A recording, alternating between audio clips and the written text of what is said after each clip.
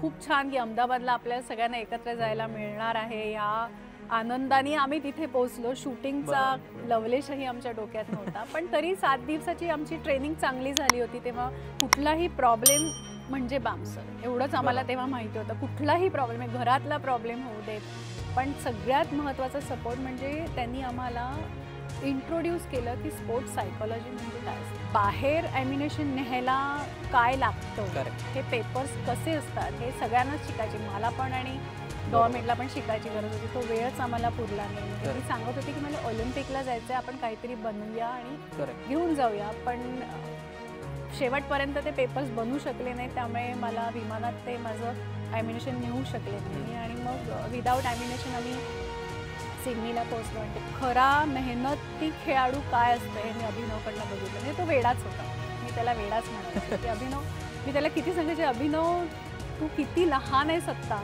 वयाने आणि तुला किती गोष्टी करायच्या, हे वय तुझ्याकडे परत येणार नाही आहे, तू अशी मजा कर, चल आमच्याबरोबर हॉटेलमध्ये असं. पण नाही, तो वेडाच होता. म्हणजे तो रात्री 2 वाजता उठून पण प्रॅक्टिस करायचा, काहीही करायचा तो.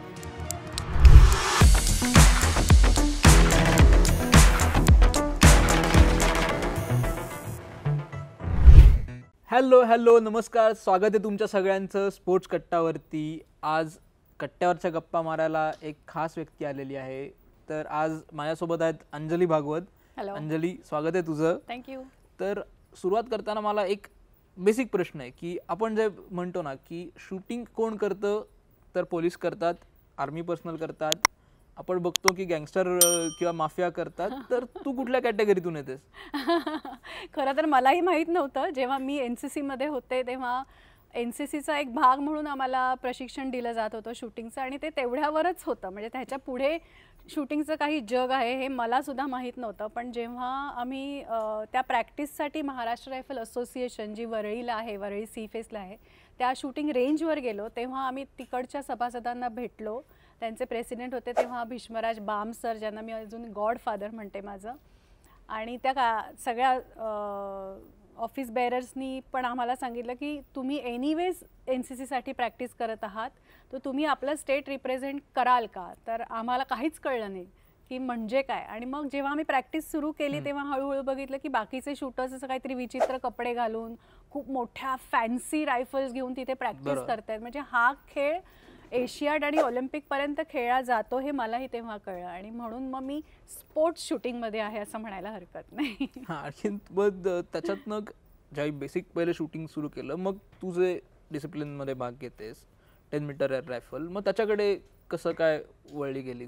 मी जेव्हा सुरू केलं तेव्हा NCC मध्ये फक्त आम्हाला .22 ब्रुनो रायफल्सची प्रॅक्टिस होती, आणि म्हणून त्यामुळे आम्हाला फक्त prone position, .22 prone position standard रायफलमध्येच आम्ही पहिली एंट्री, म्हणजे आम्ही फक्त 7 दिवसाची प्रॅक्टिस होती महाराष्ट्र रायफल असोसिएशन. आणि एक मजा म्हणून आम्ही तिथे गेलो किंवा महाराष्ट्र रायफल असोसिएशननी आपलं पहिलं रिप्रेझेंटेशन मुलींचं व्हावं या दृष्टीने आम्हाला तिथे एक एक्सपोजरसाठी पाठवलं. आमच्यासाठी ही पिकनिक होती, कारण वा अहमदाबादला जायला मिळते म्हणून आम्ही खूप खुश होतो.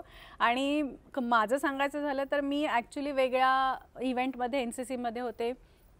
मी योगा करायचे, जुडो कराटे करायचे, ट्रेकिंग माउंटेनिअरिंगला होते, आणि शूटिंगच्या वेगळ्या मुली होत्या, पण त्यांच्या एक्झाम आल्यामुळे मला रिप्लेसमेंट म्हणून पाठवलं. आणि so I was destined to be there, म्हणजे तीच माझी डेस्टिनी होती, म्हणून मला तो मार्ग मिळाला. आणि मग खूप छान की अहमदाबादला आपल्या सगळ्यांना एकत्र जायला मिळणार आहे या आनंदाने आम्ही तिथे पोहोचलो. शूटिंगचा लवलेशही आमच्या डोक्यात नव्हता, पण तरी 7 दिवसाची आमची ट्रेनिंग चांगली झाली होती. तेव्हा विचारे सर तिथे होते, खूप सिनियर शूटर होते, त्यांनी आम्हाला खूप छान गायडन्स दिला. आणि मग त्या 7 दिवसाच्या प्रॅक्टिसवर आम्ही तिथे पोहोचलो. तेव्हा मला कळलं की हे शूटिंग ॲज अ स्पोर्ट एक एवढं मोठं जग आहे. म्हणजे किती हजारो खेळाडू प्रत्येक राज्यातनं तिथे आले होते, वेगवेगळे इव्हेंट्स होते. म्हणजे 3 पोझिशन म्हणजे काय आम्ही तिथे जाऊन बघितलं, किंवा वेगळा इव्हेंट म्हणजे फक्त 10 मीटर्स इंडोर एअर रायफल सुद्धा असतो, हे सुद्धा आम्ही तिथे बघितलं. आणि मग प्रोन पोझिशन .22 मध्ये मी भाग घेतला, आणि लकीली चांगलं झालं माझं शूटिंग. चांगलं झालं म्हणजे मी बेसिक गुगल सर्च तुम्ही केलात ना, तर तिच्या नावासमोर जे फक्त असे gold gold gold gold gold दिसतं, तसंच झालं तिथे पण? गोल्ड नाही, पण मला 7 दिवसाच्या प्रॅक्टिसचं पहिलं आयुष्यातलं पहिलं मेडल मिळालेलं, म्हणजे दॅट वॉज सिल्वर मेडल मला मिळालेलं. आणि मग सगळे खुश होते की पहिल्यांदाच आपल्या मुली गेल्या, आपल्याला इंडिव्हिज्युअल मेडल मिळालं, प्रोन पोझिशनमध्ये मिळालं. आणि मग त्यांनी आम्हाला रिक्वेस्ट केली की तुम्ही हे प्रोफेशनली सुरू करा, म्हणजे एक खेळ म्हणून NCC चा पार्ट नाही पण एक खेळ म्हणून बघा. आणि मग मी ते कंटिन्यू केलं. मला पण तो खेळ आवडत गेला आणि जसं मला त्यातल्या इंट्रिकसीज कळत गेला की किती चॅलेंजिंग गेम आहे, ह्याच्या रिक्वायरमेंट्स किती वेगळ्या आहेत. म्हणजे एरवी आपण हॉकी, फुटबॉल, क्रिकेट बघतो, त्याच्यामध्ये फिजिकल स्टॅमिना तुमचा जास्त लागतो किंवा वेगळा एक आउटडोअर गेम असतो. पण हा इतका एकतर इंडिव्हिज्युअल गेम आहे हा. तुम्हाला कोणी तुमचा कॉम्पिटिटर नसतो किंवा तुम्हाला टीममेट नसतो. हे सगळं तुमच्या स्वतःच्या स्किलवर, स्वतःच्या फोकसवर तुमचा रिझल्ट अवलंबून असतो. त्यामुळे इट्स व्हेरी चॅलेंजिंग. आणि तुम्ही प्रत्येक वेळी स्वतःला every time you are challenging yourself, ते खूप मला आवडलं. आणि खूप वेगळाच गेम आपण परस्यू करतोय याचा मला आनंद झाला. आणि म्हणजे तेव्हा त्या काळात सुद्धा मला लोकांनी खूप सपोर्ट केला. म्हणजे कॉलेजमधनं सुद्धा माझं कौतुक झालं की नेमबाजी क्षेत्रामध्ये तुला हे पहिलं मेडल मिळालं. आणि मग त्याच्यानंतर मी आमच्यासाठी जे 3 इव्हेंट असतात, एक तर प्रोन पोझिशन असतो, त्याच्यानंतर आउटडोअर इव्हेंट आहेत 50 मीटर्स वजे करतात, आणि एक 3 पोझिशन ज्याच्यामध्ये आम्हाला नीलिंग, स्टँडिंग आणि प्रोन अशा तिन्ही पोझिशनमध्ये शूट करायला लागतं. आणि एक एअर रायफल घेऊन, म्हणजे ज्याच्यामध्ये पेलेट्स वापरतात, तो एक गेम. असे 3ही इव्हेंट्स मी सुरू केले. म्हणजे तू म्हटलीस की ह्या सगळ्याचा तू एक शब्द वापरलास ना की तो आजकाल पटकन कोणाला वापरला ना तर कळणारही नक्की काय म्हणतो. म्हणजे नेमबाजी हा जो शब्द वापरलास ते साध्या मराठीत जे शूटिंग म्हणतो आपण ते आहे. आणि ह्या 3 पोझिशन म्हणा किंवा त्यावेळी सपोर्ट मिळाला जे तू म्हणालीस, त्याच्यात तू एक नाव घेतलंस सुरुवातीला, जे खरंच भारतातल्या स्पोर्ट्स सायकोलॉजीचे पितामह भीष्म आहेत, जे भीष्मराज बा. मग त्यांनी त्या काळात सपोर्ट म्हणजे नक्की काय, म्हणजे आता आपण बोलताना म्हणून होतो की यांनी मला खूप सपोर्ट केला, बरोबर, पण तो सपोर्ट नक्की कुठल्या प्रकारचा होता किंवा ते त्याच्याबद्दल काय सांगशील? कंप्लीट सपोर्ट म्हणायला हरकत नाही, कारण ते स्वतः प्रेसिडेंट होते महाराष्ट्र रायफल असोसिएशनचे. आणि I am from a humble family. एवढी आमची ऐपत नव्हती की आम्ही तेव्हा लाखातली वेपन विकत घेऊ, किंवा हा थोडासा खर्चिक होता तेव्हा गेम. आम्हाला 2 रायफल्स होत्या आमच्या असोसिएशनमध्ये, त्या आम्ही 5-6 जणी एकत्र शेअर करायचो. पण हा इंडिव्हिज्युअल खेळ असल्याकारणे तुम्हाला ती एक्सपर्ट स्वतःची कस्टमाइज्ड वेपन असणं खूप महत्त्वाचं आहे. आमचे वेगळे आउटगिअर्स असतात ज्याच्यामध्ये jacket, trouser, special shoes, special कॅपपासून सगळं, ग्लव्ज, सगळं साहित्य असतं. मग हा सगळा खर्च आम्हाला होणार होता. रोजचा आमचा पेलेट्सचा, ॲम्युनेशनचा खर्च होणार होता. तर ते प्रत्येक वेळोवेळी आमच्यासाठी स्पॉन्सरर शोधायचे. बरोबर.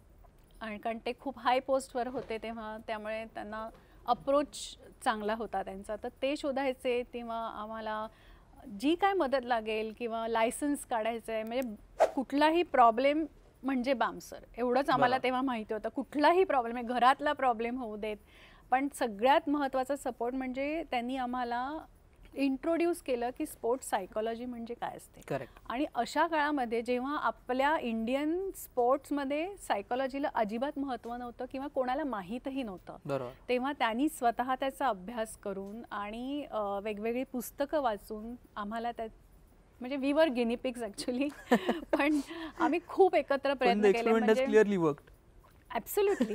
म्हणजे सकाळी मला आठवतं सकाळी 4:30 वाजता आम्हाला हजर राहायला सांगायचं ते. आणि आम्हालाही तेव्हा खूप एक्साइटमेंट होती की आपण काहीतरी वेगळं करतोय, चांगल्या लेवलवर करतोय. काही हातात नव्हतं, म्हणजे आम्हाला प्रॅक्टिसला बुलेट्स मिळायचे नाहीत.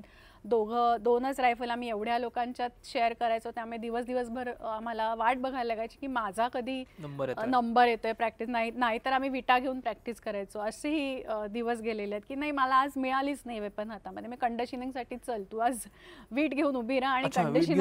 हो, किती वेळ उभं राहायला लागायचं मग 20 मिनिटं, अर्धा तास, जसं कंडिशनिंगसाठी, एन्ड्युरन्ससाठी ते आम्हाला तशी प्रॅक्टिस करवायचे.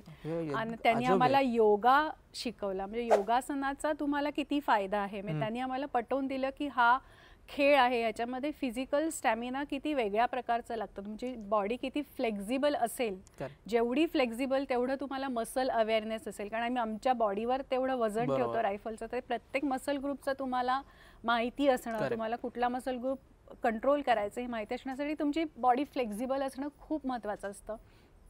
ते सकाळी स्वतः 4:30 यायचे, आमची फिजिकल ट्रेनिंग घ्यायचे, योगा घ्यायचे, आणि मग आम्हाला स्पोर्ट्स सायकोलॉजी, मेंटल ट्रेनिंग घ्यायचे, आमचे खूप लेक्चर्स घ्यायचे. प्रत्येक मॅच नंतर काय झालं, म्हणजे कसा पॉझिटिव्ह ॲटिट्यूड असला पाहिजे. आपल्या हातात काही नाही आहे, पण आपल्या हातात आपला मेंदू आहे, आपलं डोकं आहे, आपले विचारशक्ती आहे, त्याचा वापर करून आपण ह्या सगळ्यावर मात करू शकतो. हा कॉन्फिडन्स त्यांनी आम्हाला दिला. कारण आम्ही जेव्हा सुरुवातीला 4-5 वर्ष आंतरराष्ट्रीय स्पर्धेत जेव्हा भाग घेतला तेव्हा बघायचो की वेगवेगळे अपडेटेड वेपन सगळ्यांकडे आहेत, खूप चांगले जॅकेट ट्राउझर्स लेदरचे असायचे. आम्ही असेच आपल्या लोकल टेलरकडनं कॉड्रायचे जॅकेट ट्राउझर, म्हणजे आम्हाला तेव्हा जोकरच समजत असतील इंटरनॅशनल कॉम्पिटिशनमध्ये. पण मग तरीसुद्धा आम्ही त्यांना कॅच करायचा प्रयत्न करायचो आणि तो केवळ आणि केवळ शक्य झाला आमच्या मेंटल बॅलन्समुळे. आणि तो आम्हाला कसा असायला पाहिजे हे बाम सरांनी शिकवलं. आणखी मग तो कुठल्या प्रकारचा मेंटल बॅलन्स लागतो? म्हणजे जितका तू म्हटलीस की स्पोर्ट जितका फिजिकल आहे, तुला प्रत्येक मसल अवेअरनेस पाहिजे, पण तेवढाच अवेअरनेस तुम्हाला मेंदूचा इथे लागतो. म्हणजे हेच त्यांनी आम्हाला मेन शिकवलं की इट इज नॉट जेनरिक.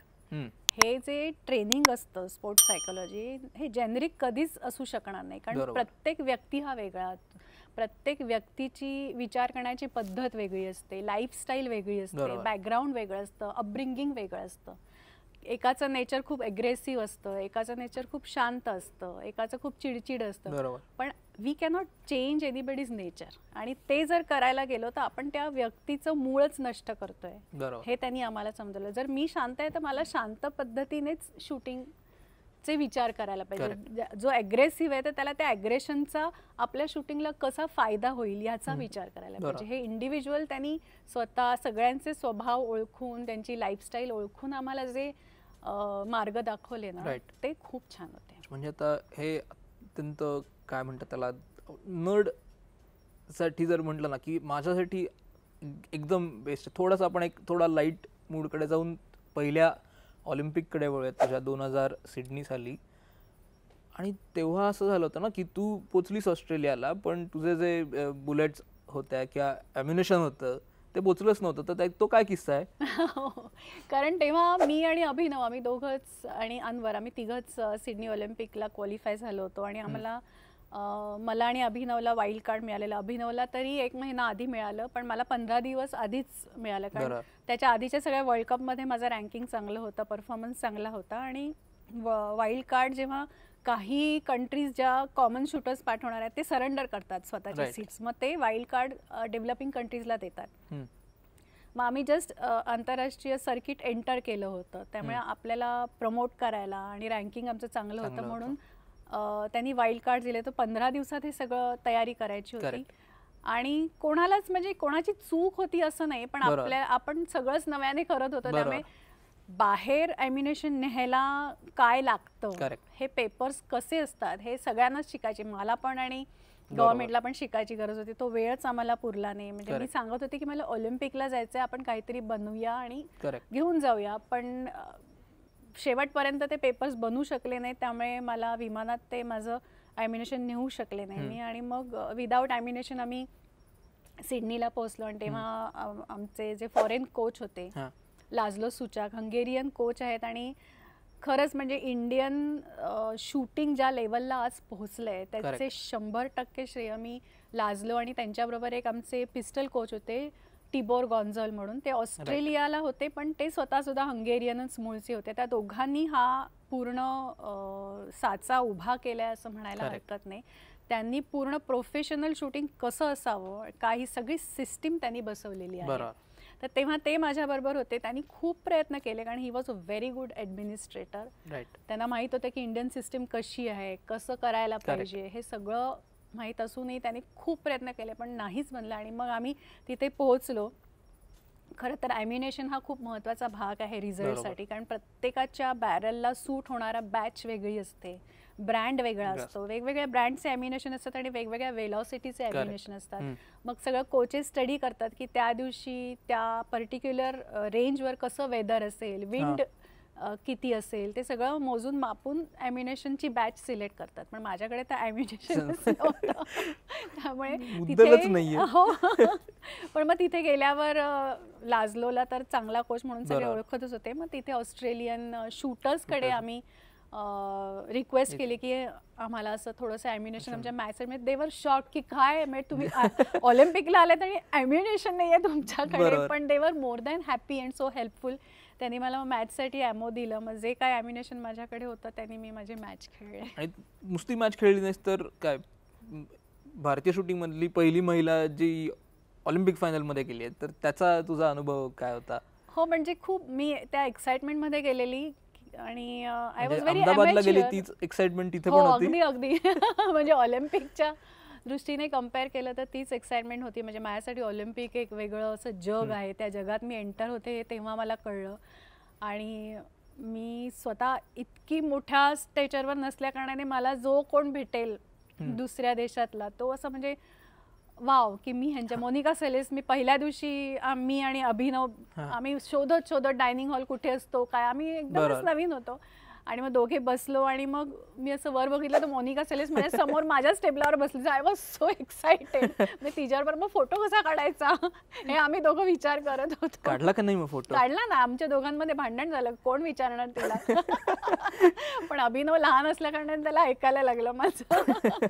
मग अभिनवने तिला रिक्वेस्ट केली आणि तिच्याबरोबरचा फोटोचे बरेच फोटो म्हणजे त्याच्यातच आम्ही जास्त वेळ त्याच्यात अर्धा वेळ त्याच्यात गेला कारण आम्ही नव्हतं करणार काय. नाही पण प्रॅक्टिस मग आमची जो कोटा मिळाल्यानंतरही आणि त्याच्या आधीपासून आमची खूप चांगली प्रॅक्टिस. आमच्या बँगलोरला साई सेंटरमध्ये तेव्हा ट्रेनिंग कॅम्प्स असायचे, तेव्हा खूप छान ट्रेनिंग झाली होती. तेव्हा तसा मला कॉन्फिडन्स होता. पण जेव्हा तुम्ही एकच मॅच असते, तीच मॅच असते, तीच रायफल, तेच कॉम्पिटिटर्स, पण जेव्हा तुम्ही वर्ल्ड कपला जाता किंवा तुम्ही एशियाडला जाता किंवा तुम्ही नॅशनल्स खेळता हे सगळं वेगळं असतं. आणि तेच तुम्ही जेव्हा ऑलिम्पिकमध्ये करायला जाता ना ते वेगळंच, एक वेगळंच प्रेशर असं नाही, वेगळंच ऑरा असतो त्याला. आणि तो सांभाळता तुम्हाला आला पाहिजे.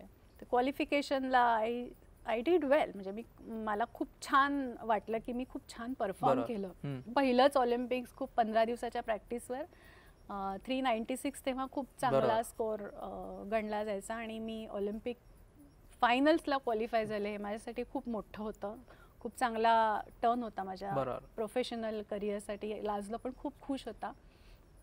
पण ती फायनल मेंटली कशी हँडल करायची ह्याच्यासाठी मी तेव्हा तयार नव्हते. पण आय वॉज हॅपी की खूप चांगला परफॉर्मन्स झाला माझा. म्हणजे तू म्हटलीस की 2000 साली तू कुठेतरी मेंटली प्रिपेअर्ड नव्हतीस, पण त्याच्यानंतरचे पुढचे 2 ऑलिम्पिक्स तेव्हा मला कळलं की नुसतं टेक्निकल शिकून किंवा नुसत्या नॅशनल लेवल किंवा ट्रायल्स खेळून आपण तिकडे तोच परफॉर्मन्स देऊन चालणार नाही. त्याच्यासाठी एक स्पेशल प्रिपरेशन पाहिजे आणि ते काय आहे ते मी सिडनीला शिकले आणि मग त्याच्यानंतर माझा ग्राफ उंचावत गेला. त्यामुळे 2004 एथेन्स आणि 2008 बीजिंग ऑलिम्पिक्स घडलं.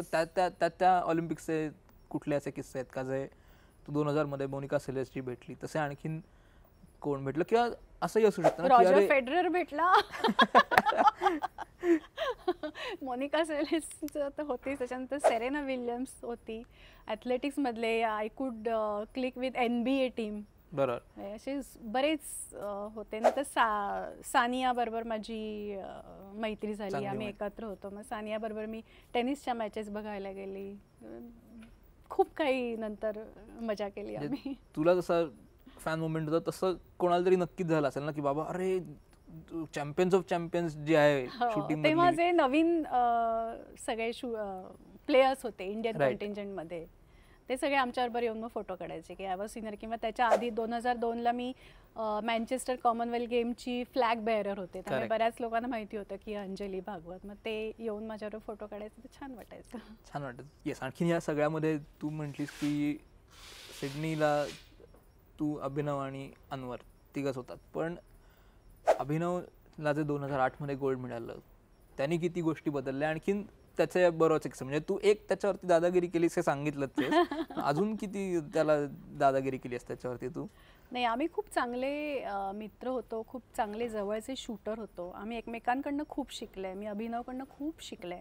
कारण अभिनव तेव्हा स्वतः जर्मनीत राहायचा, त्याला वेगवेगळे इक्विपमेंट्स माहीत असायचे. कारण आम्हाला अपडेटेड मार्केटमध्ये काय इक्विपमेंट्स आले आहेत काय आम्हाला काहीच नसायचं. जेव्हा अभिनव आमच्याबरोबर कुठल्या कॅम्पला किंवा एकत्र आम्ही कुठल्या कॉम्पिटिशनला जायचो तेव्हा मग आम्हाला कळायचं की अरे हे नवीन आलं आहे, ह्याचा फायदा असा होऊ शकतो.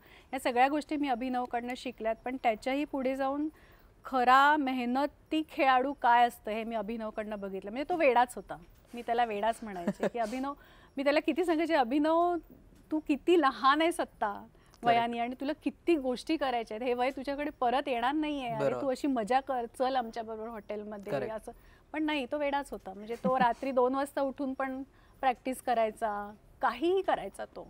म्हणजे ही डिझर्व्ड दॅट मेडल असं मला वाटतं. म्हणजे तू आता म्हटलीस तू त्याला वेडा ठरवलंच आहेस बाबा शूटिंग सोडून बाकी काहीतरी कर. मग तुला वैयक्तिकरित्या शूटिंग सोडून बाकी काय करायला आवडतं?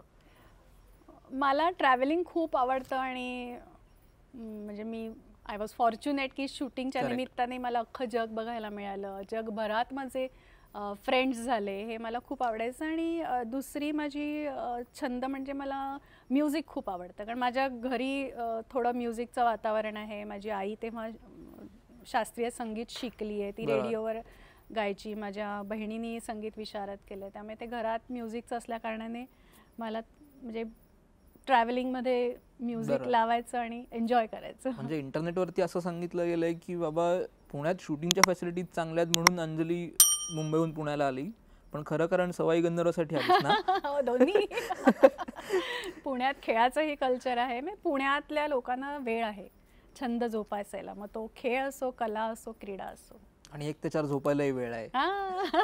आणि 1 ते 4 वरनं पण आता पुणे बदलले आम्ही आल्यामुळे.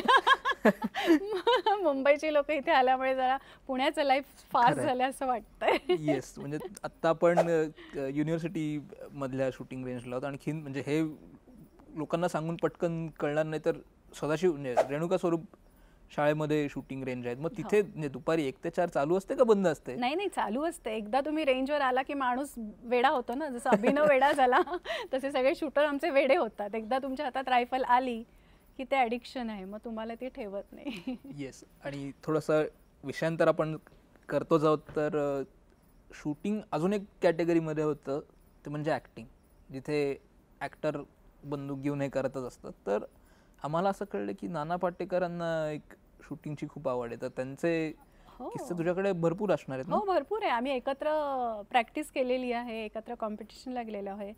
नुसतं वेळ नाही, ते चांगले शूटरही आहेत. जेव्हा खरंच ते शूटिंग करायचे तेव्हा त्यांचा फोकस आणि ॲग्रेशन, म्हणजे एक शांत शूटर असतो, एक ॲग्रेसिव्ह असतो, ते ॲग्रेशन मी त्यांच्यात बघितलं. त्या फोकस्ड ॲग्रेशनमुळे त्यांना खूप चांगला रिझल्ट मिळायचा आणि खूप कमी प्रॅक्टिस करायला मिळायची त्यांना, पण त्यांचं नॉलेज ते मला खूप आवडलं. म्हणजे 2-3 दिवसच प्रॅक्टिस करायचे, पण ते माहिती इतकी असायची त्यांना प्रत्येक गोष्टीची, आणि विचारायचे सगळ्या शूटर्सना की हे आपण काय करतो, किंवा असं आजूबाजूला असताना ते बघायचे की ह्या शूटरकडे काय कमी आहे, त्याच्याकडे काय कमी आहे, ह्याच्यावर पण त्यांचं बारकाईने लक्ष. आणि नाना पाटेकरांचं नाव घेतलं म्हणून मी मुद्दामच सांगते की माझं जे म्हणजे नॅशनल गेम्स 95ला होते, तेव्हा मुंबईला शूटिंग होती वरळी शूटिंग रेंजवर, आणि ते प्राइज डिस्ट्रीब्युशनला आलेले, आणि तेव्हा सगळी गोल्ड मेडल्स मी घेतलेली. आणि तेव्हा मला वाटलं तुला मी ट्रक पाठवू का गोल्ड मेडल्स न्यायला आता. आणि मग जाऊन त्यांनी जातीनी बाम सरांना विचारलेलं की एवढे चांगले शूटर्स आहेत तर काही हवं आहे का. तेव्हा मला त्यांनी पहिलं माझं किट स्पॉन्सर केलं होतं. माझ्या आयुष्यातलं पहिलं जॅकेट ट्राउझर नाना पाटेकरांनी केलं होतं. म्हणजे आता इथे ऑन कॅमेराचे करायला लागेल की तू कट्ट्यावरच्या गप्पा मारायला आली आहेस, तुझ्या ओळखीने नाना पाटेकरांना स्पोर्ट्सच्या किडावरती कधी वाय नॉट. येस. तर तुझ्या शूटिंगच्या दिवसांबद्दल आपण बोललो, पण तू आता एका वेगळ्या रोलमध्ये आहेस. म्हणजे असं होऊ शकतं की वयाच्या 70तही शूटिंगमध्ये वर्ल्ड चॅम्पियन झालाच आहे, काही कमबॅक वगैरे? मी अजून करते शूटिंग, तेवढ्या सिन्सिअरली नाही करत. मी मॅच टू मॅच रायफलला हात लावते, कारण मला आवडतं. माझ्या रायफलपासनं किंवा शूटिंगपासनं मी दूर जाऊच शकत नाही. मला जेवढा वेळ जमेल तेवढा वेळ मॅचेस खेळणार, कारण तो मॅचचा एक असं तो हे असतं ना फील, ते ॲड्रेनल रश, किंवा आता तेवढा सवय झाली तेवढा नाही आहे, पण ते एक आतून फील असतं की no, I have to cross my limits, की I have to perform, I have to perform at my best. हे जे फील आहे ना, हे मला खूप आवडतं. म्हणून मी मॅच खेळते आणि त्याच्याबरोबर प्रॅक्टिकल टच आपला प्रत्येक गोष्टीबरोबर असणं हे मला ॲज अ कोच खूप महत्त्वाचं वाटतं. म्हणून मला माझे विद्यार्थी काय सांगू इच्छितात किंवा ते कुठल्या दृष्टीने मी त्यांना सांगायला हवं आहे, काय त्यांच्याकडे सोल्युशन्स मी पास करायला हवे, हे मी त्या प्रॅक्टिकल टचमधनं शिकते. बेस्ट. आणि त्याचा तू जे म्हटली आता तू म्हटलीस त्याचा फायदा होतो. तर म्हणजे एक गोष्ट ही असते की एक ॲथलीट असतो तो त्याचं करिअर संपवतो आणि म्हणतो आता मला या खेळात परत जायचं नाही आहे. म्हणजे माझ्या डोळ्यासमोर साधं उदाहरण, मी फुटबॉल खूप बघतो, फिलिप लाम जर्मनीचा आहे, तो म्हटला एक दिवस झालं सगळं जिंकून, मी आता पायवर करून बसणार आहे. तसं मग कोचिंगमध्ये जावंचं कसं वाटलं? नाही, कारण काय आपल्या भारताची परिस्थिती तशी होती. कारण आम्ही जेव्हा होतो, ज्या परिस्थितीतनं आम्ही गेलो की दॅट वॉज अ ड्रॉबॅक की आपल्याकडे चांगले कोचेसच नव्हते. पहिली 10 वर्ष माझ्या करिअरची फक्त एक्सपेरिमेंटमध्ये गेली की जॅकेट ट्राउझर आम्ही का घालतो हेच आम्हाला माहीत नव्हतं. किंवा नीलिंगमध्ये बसताना नीलिंग रोल असायला हवा, पण तो कुठला, किती रुंदीचा, जाडीचा, आम्हाला काहीच माहिती नाही. 10 वर्ष जर माझ्या आयुष्यात मी मागे गेले असते प्रोफेशनली तर मला अजून काय काय मिळालं असतं असं मला ती खंत आहे अजूनही मनात. मग अजूनही तो आहे आपल्याकडे ड्रॉबॅक की खूप चांगले कोचेस आपल्याकडे नाही आहेत. पण आपल्याकडे टॅलेंट आहे. आत्ताची जी पिढी आहे ती खूप स्मार्ट आहे, इंटेलिजंट आहे. आता एक्सपोजर त्यांना एवढं चांगलं आहे, तर त्याचा फायदा घेऊन आपल्याकडे खूप चांगला परफॉर्मन्स लेवल त्या आता झालेलाच आहे. पण चांगली टीम आपल्याकडे, चांगली मुलं किंवा चांगली भविष्यातली पिढी तयार व्हावी असं मला वाटतं. आणि तो एक्सपिरियन्स माझ्याकडे आहे.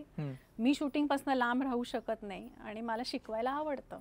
त्यामुळे माझे विद्यार्थी मला यंग ठेवतात. त्यांच्या विचारांनी मी त्यांच्याबरोबर त्यांच्याच लेवलला असते. त्यांचेच विषय घेऊन आम्ही खूप मजा करतो. खूप गोष्टी मी त्यांच्याकडनं शिकते, मी त्यांना शिकवते. त्यामुळे इट्स अ फन. बेस्ट. म्हणजे मी आत्ता नोट्समध्ये लिहिलं होतं की पहिली पिढी जी होती तुझी, ज्यांनी शूटिंग हा एक स्पोर्ट म्हणून बघता येतो, तेव्हापासून आत्तापर्यंतच्या शूटिंगमध्ये एक अशी कुठली गोष्ट आहे की जी खूप बदलली आहे आणखीन त्याचं तुला खूप चांगलं वाटतंय? एक गोष्ट बदलली आहे म्हणजे एक नाही, हा पूर्ण गेमच बदलला आहे. आमच्या वेळी खूप ट्रेडिशनल शूटिंग होतं. आता हे खूप डिमांडिंग झालं आहे, खूप कॉम्पिटिटिव्ह झालं आहे. म्हणजे पॉईंट फ्रॅक्शनमध्ये आपल्याकडे कॉम्पिटिशन आहे आणि there is no steady ranking की आज हा वर्ल्ड नंबर आहे तर 5 दिवसांनी अजून कोणीतरी आहे. इंडियामध्ये सुद्धा तीच परिस्थिती आहे. पण एक चांगली गोष्ट म्हणजे आपल्याकडे इन्फ्रास्ट्रक्चर आलंय. माझ्या वेळी मला आठवते की 50 मीटरची रेंजच नव्हती. तेव्हा आम्ही 50 मीटरचं टार्गेट अर्ध कापायचो गोल आणि ते 25 मीटरच्या भिंतीवर चिकटवायचो आणि आम्ही ड्राय प्रॅक्टिस करायचो आणि मॅच जाऊन फक्त खेळायचो. पण आता आपल्या प्रत्येक राज्यात तर आहेत आणि इंटरनॅशनल लेवलच्या 4-5 रेंजेस आहेत आपल्याकडे. पण प्रत्येक गावागावात रेंजेस आले. तुम्ही जळगाव घ्या, कोल्हापूरच्या आतातल्या शाळा घ्या, अशा शाळा कॉलेजेसमध्ये आल्या आहेत, प्रत्येक वॉर्डमध्ये आहेत. आणि त्यामुळे पार्टिसिपेशन वाढलं आहे. आणि जसं तुमचं पार्टिसिपेशन वाढतं तसं तुमचं स्टँडर्ड वाढतं, तुमची कॉम्पिटिशन वाढते. आणि मग कॉम्पिटिशन कटथ्रोट असली की आपोआप तुमच्याकडे चॅम्पियन्स तयार होतात. म्हणजे इट हॅज टू बी असं मास मॅन्युफॅक्चरिंग प्रोडक्शन जसं चायनामध्ये होतं तसं आपल्याकडे आता सुरू झालं आहे. असं ह्याचा आनंद आहे मला. येस. म्हणजे आता आणि ह्या सगळ्या ह्याच्यात असं म्हटलं होतं की प्रायव्हेट पार्टीजनी ह्याच्यात आलंच पाहिजे. पण हा गेम असा आहे ना की ज्याच्यात गव्हर्नमेंटवर रिलायन्स खूप जास्ती. म्हणजे तू जे म्हटलीस की सिडनीला जाताना कुठले कागदपत्र तयार करायचं हेच माहिती नव्हतं, तर आता ही सिस्टीम किती बदलली आहे. आता तर पूर्ण प्रॉपर सगळ्या पॉलिसीज ज्या त्या जागी आहेत. आता आम्हाला लोकल ट्रॅव्हल करण्यासाठी सुद्धा 2-3 दिवसात ऑनलाईन DGCAचं परमिट मिळतं. सगळं आता सगळ्यांना सगळं ठाऊक झालं आहे. किंवा अब्रॉडला जायचं असेल तर मिनिस्ट्रीकडनं क्लिअरन्स लागतो, विजावर काय मेन्शन करायचं, हे सगळं जागच्या जागी आता झालेलं आहे. म्हणजे आता अजिबात त्याचा डॉक्युमेंटेशनचा त्रास होत नाही आणि अब्रॉड ट्रॅव्हलला पण इझी झालेलं आहे. आणि त्याच्यानंतर सिस्टीम एक जी इंडियाची सिस्टीम आहे ना ती खूप चांगली बसली आहे. म्हणजे आमच्या वेळी एक नॅशनल खेळायचो, नॅशनलमध्ये जर तुमचं रँकिंग नाही आलं तर तुम्ही परत वर्षभर घरी बसणार. पण हा नॅशनलच्या वेळी एका कॉम्पिटिशनमध्ये काही होऊ शकतं, तुमची वेपन बिघडू शकते, तुम्ही आजारी पडू शकता. पण आता तसं नाही. लाझलो आणि टिबोरनी जी सिस्टीम बसवली की नॅशनल नंतर तुमचं रँकिंग सुरू होतं, मग त्याच्यानंतर तुमच्या 6 सिलेक्शन ट्रायल्स असतात, मग त्याच्या ॲव्हरेज घेतलं जातं, एक जो लोएस्ट स्कोअर असतो तो डिलीट होतो, म्हणजे ते एक ॲडव्हान्टेज शूटरला मिळतं आणि मग तुमची टीम सिलेक्ट होते. आणि म्हणून या सगळ्या सिस्टीममुळे वेगवेगळ्या ठिकाणी आमचे ट्रायल्स होतात, केरला टू दिल्लीपर्यंत, MP ला, अशा वेगवेगळ्या ठिकाणी झाल्यामुळे सगळ्या वेदर कंडिशनची आम्हाला सवय होते. आणि मग सिलेक्शन प्रोसेस इतकी चांगली असल्या कारणाने चांगले आपलं क्रीम आपल्या इंडियन टीममध्ये येतं आणि म्हणून आपण ज्युनियरमध्ये पण आणि सिनियरमध्ये पण as a team world number 1 आहोत. ॲब्सोल्युटली. म्हणजे तू जे म्हटलीस की काय गव्हर्नमेंटवर रिलायन्स, मी जे म्हटलो गव्हर्नमेंटवर, अजूनही असं आपण बरेचदा म्हणतो की बाबा कॉम्पिटिशनला गन माल फंक्शन झाली किंवा गन आलीच नाही वेळेवरती, तर कागदावरती सगळं व्यवस्थित झालंय, पण प्रॅक्टिकली ते कितपत? प्रॅक्टिकलीही होतं आणि प्रत्येक ठिकाणी काही ना काहीतरी ॲक्सिडेंटली होऊच शकतं. म्हणजे फक्त इंडिया बरोबर नाही, अशा बाकीच्या देशांचे शूटर येतात, त्यांचे पण कोणाची एअरलाईनच्या चुकीमुळे दुसरीकडेच गन जाते, उशिरा पोचते, मॅचच्या वेळी क्लिअर होत नाही. पण ह्या गोष्टी म्हणजे part and parcel of your sport असं पकडायला हरकत नाही. पण सगळ्यात चांगलं म्हणजे सपोर्ट सिस्टीम जी आत्ता तयार झालेली आहे आपली, म्हणजे फक्त गव्हर्नमेंटकडनं फक्त डॉक्युमेंटेशन नाही, पण गव्हर्नमेंट हॅज रिअलाइज की ॲज अ स्पोर्ट फक्त टेक्निकल ट्रेनिंग नाही, त्याच्याबरोबर फिटनेस, फिजिओथेरपी, न्यूट्रिशन, हे सगळं सपोर्ट सिस्टीम, स्पोर्ट्स सायन्स किती महत्त्वाचं आहे हे आपल्याला कळलेलं आहे. त्याचा सपोर्ट आणि इझी ॲक्सेसिबिलिटी सगळ्या ॲथलीट्सना झालेली आहे, म्हणून आपण मल्टी इव्हेंट्समध्ये चांगलं करतोय. ॲथलेटिक्स सारख्या खेळामध्ये आज आपण ऑलिम्पिक गोल्ड घेतलंय, म्हणजे आपल्याकडे सगळं आहे असं म्हणायला हरकत नाही. आणि फक्त गव्हर्नमेंट नाही, गव्हर्नमेंट हा सपोर्ट देतच, पण इंडियन स्पोर्टतर्फे मी सगळ्या NGOजना किंवा प्रायव्हेट कंपनीज ज्या स्पॉन्सर करतात आपल्या ॲथलीट्सना, त्यांना सुद्धा मी धन्यवाद देते की जसं जे आपले प्रॉमिनंट ॲथलीट्स आहेत त्यांना ते अडॉप्ट करतात आणि त्यांना सगळं ॲक्सेसिबिलिटी आहे. तुम्ही काय हवं, इक्विपमेंटपासनं तुम्हाला फिजिओथेरपी, फिटनेस, डॉक्टर, सगळं काही अवेलेबल आहे. म्हणून आपण आता आपले जे चांगले ॲथलीट्स आहेत ते प्रोफेशनल पॅकेजमध्ये प्रॅक्टिस करतात आणि म्हणून आपल्याला प्रोफेशनल रिझल्ट मिळतो. थिंक मला वाटतं हे आजच्या कट्टरच्या गप्पा संपायला ह्याच्यापेक्षा चांगला पॉईंट असू शकत नाही आहे का हाय पॉईंटवरती. तर अंजली, तू वेळ दिलास, आम्हाला तुझ्या रेंजवरती बोलवलंस, त्याबद्दल तुझे खूप खूप आभार. नाना पाटेकरांचं मी नक्की विसरणार नाहीये. तर आत्ता मात्र आम्ही थांबतो. तुम्ही मात्र ऐकत राहा, बघत राहा आणि आमची वाट पाहत राहा. आणि पुन्हा एकदा खूप खूप आभार तुझे. Thank you so much.